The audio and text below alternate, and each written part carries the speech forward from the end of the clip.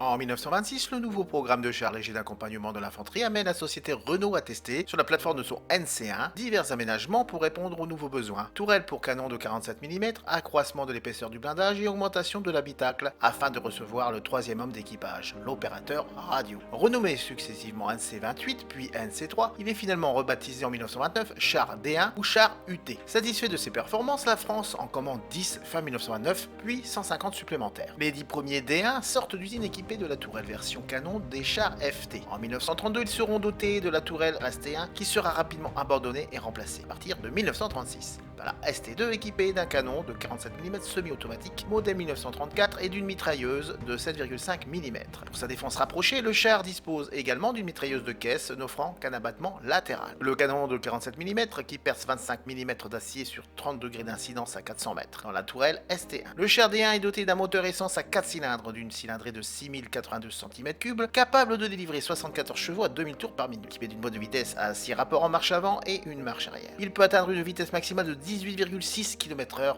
et est capable de grimper une pente de 50 à 60%.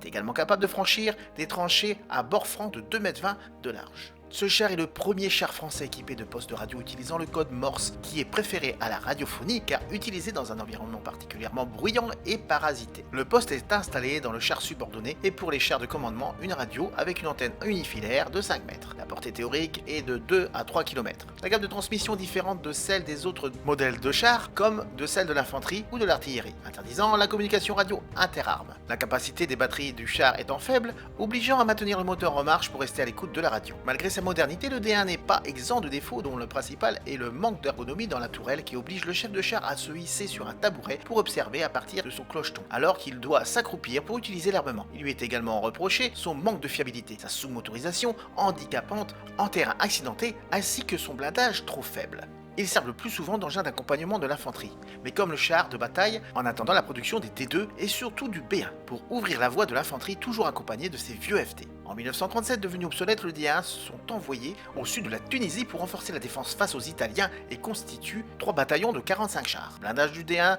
ne résiste pas au canon anti-char allemand de 37 mm. Les derniers chars sont perdus lors de la retraite ordonnée. Le bataillon est finalement dissous le 26 juin 1940. Après l'armistice, les 2 autres bataillons sont transférés en Algérie et, à leur dissolution, le D1 est ventilé à Alger et les 12 derniers à l'école de cavalerie d'Alger. Les chars survivants combattent ensuite les troupes germano-italiennes en Tunisie au sein de la brigade légère mécanisée. La conception du D1 sera reprise et améliorée sur son successeur, le char D2, qui prendra son service dans l'armée française à compter d'avril 1936.